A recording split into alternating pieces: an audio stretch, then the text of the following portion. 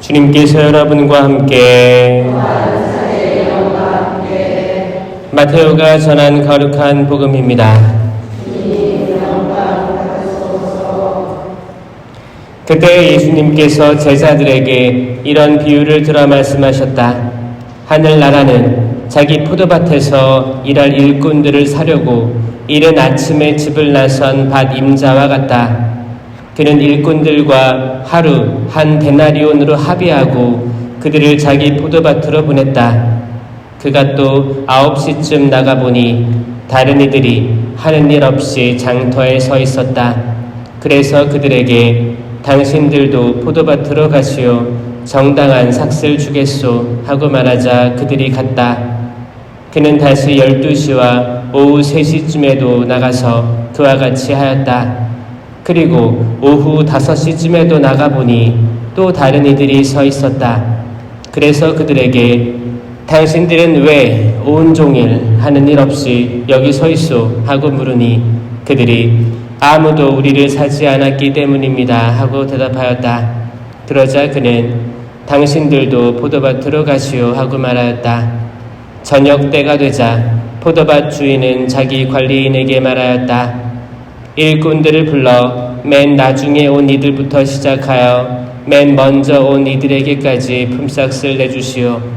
그리하여 오후 5시쯤부터 일한 이들이 와서 한 데나리온씩 받았다.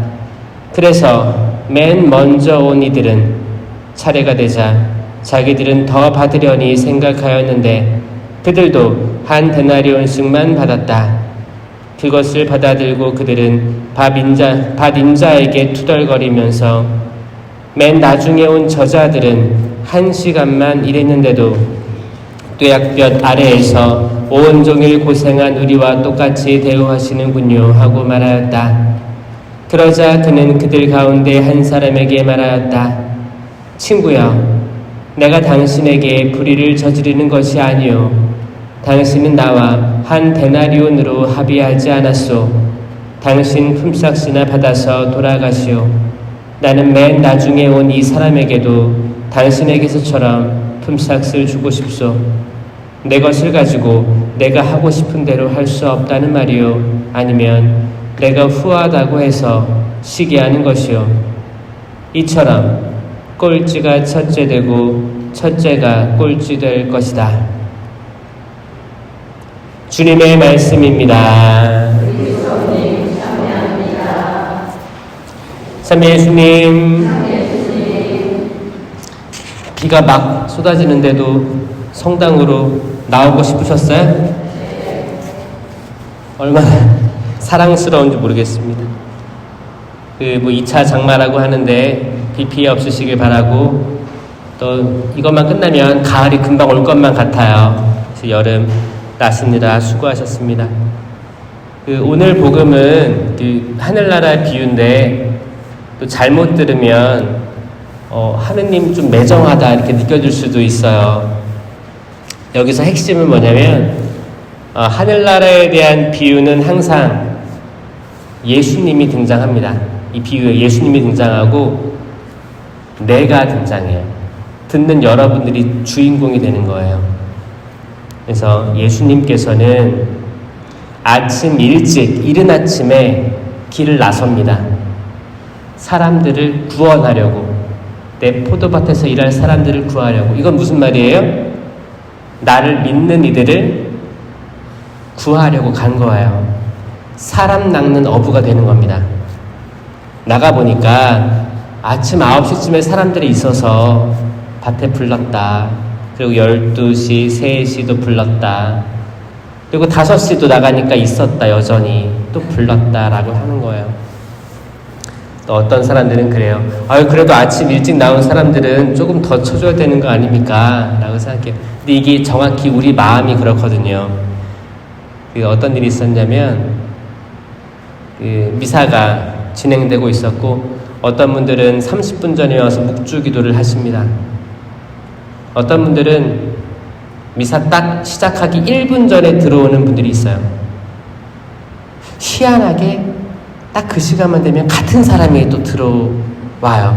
제가 봤을 때는 집을 나서는 시간이 정확히 같은 시간인 것 같아요. 어떤 분들은 말씀의 전례 할 때 들어오시는 분들이 있어요. 어떤 분들은 복음 읽을 때, 어떤 분들은 강론할 때 들어오시는 분들도 있고, 그럼 다행이죠. 또 어떤 분들은 성찬의 전례 시작할 때 들어오는 분들도 있고, 어떤 분들은 하느님의 어린 양 할 때 들어오시는 분들도 있습니다. 과거에 어떤 말들이 있었냐면, 신부님 언제까지 들어오면 성찬을 보실 수 있나요? 이런 말들을 물어본 적이 있었어요. 그래서 교회에서는 어떻게 대답했냐면, 적어도 말씀의 전례까지는 참석했을 때 영성체 모시는 게 합당하다라고 얘기한 적이 있었죠. 그거는 기준이에요. 기준이에요. 근데 사람 살아가는데 별의별 일이 다 있습니다. 그 일을 여러분들이 다 알 수가 없어요. 때로는 하느님의 어린 양 할 때 들어오는 사람이 내 눈에 거슬려도 나는 제대만 봐야 됩니다. 그러는 거예요. 저 사람 하느님의 어린 양 할 때 들어왔는데 성체 모시나 안 모시나 두고 봐야겠다. 이 마음이 들 때가 있어요, 없어요? 있어요. 사람이면 다 있습니다. 다 있어요. 특히 앞에 계신 분들은 괜찮아요. 근데 뒤에 계신 분들은 이 유혹이 클 거예요. 저 사람 몇 분에 들어왔는데 저 사람 몇 분에 신경 쓰이기 시작합니다. 같은 말이에요. 어떤 분들은 구교 집안이어서 유아 세례 받고 일생을 신자로 사는 사람들이 있어요.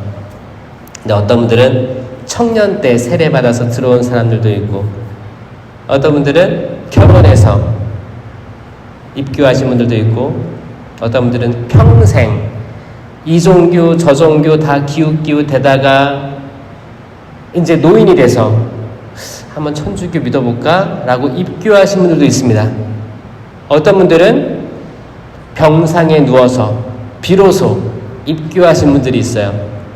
그러면 그분들의 구원의 정도가 다른데, 그 믿음의 정도가 다르고 신앙생활의 정도가 다르죠. 그럼 여기에 대한 구원은 크기가 다를까에 대한 질문이에요. 어떨 것 같아요? 사실 우리들의 마음은 그래도 저 유아 세례 때부터 받고 쭉 살고 복사단도 하고 레지오도 하고 이것저것 단체 다 했는데 저에게 좀 더 주셔야 되는 거 아닙니까? 라고 할 수도 있는데, 그거는 여러분들 마음이라는 거죠. 여기서의 하느님 마음 뭐냐면, 늦게 왔지만 저 사람이 에게 연민이 생긴 거예요.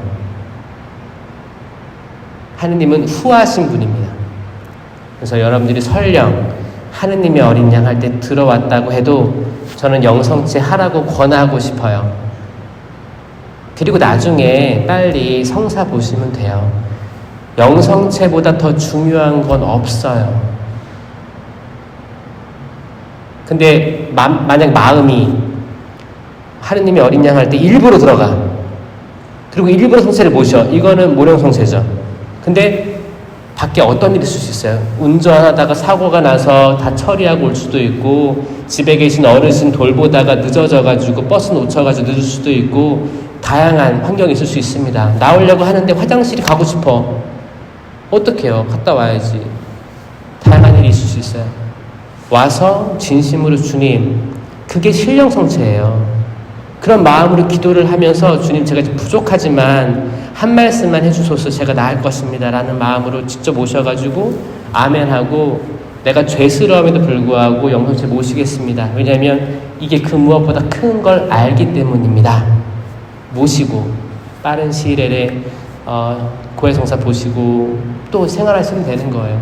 그 무엇보다 성체성사의 은총을 넘어서는 것은 없다. 이거 믿으시고, 여러분들이 그게 한 데나리온인 것 같아요. 일용할 양식. 그때 하루 품삯이 1데나리온이었어요. 그 일용할 양식의 기원은 그거 아세요? 모세가 이스라엘 백성들을 이집트에서 탈출시켰잖아요. 그때 일용할 양식이 떨어졌어요, 하늘에서. 그게 뭐였어요? 만나. 만나는 약간 실타래 같은 거 섞은 강정 같은 거예요.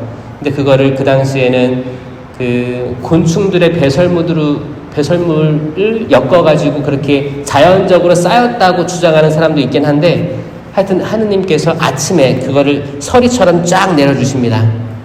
이거를 많이 거두어들인 사람도 있었고 적당히 거두어들인 사람도 있었어요. 그런데 다음 날이 되면 많이 거두어들인 게 다 증발하고 없어졌어요. 이게 일용할 양식의 시작입니다. 오늘 이 양식을 먹고 만족하는 거예요. 남과 비교할 필요 하나도 없다는 거예요. 만족하고 하루하루 살아갑시다. 아멘.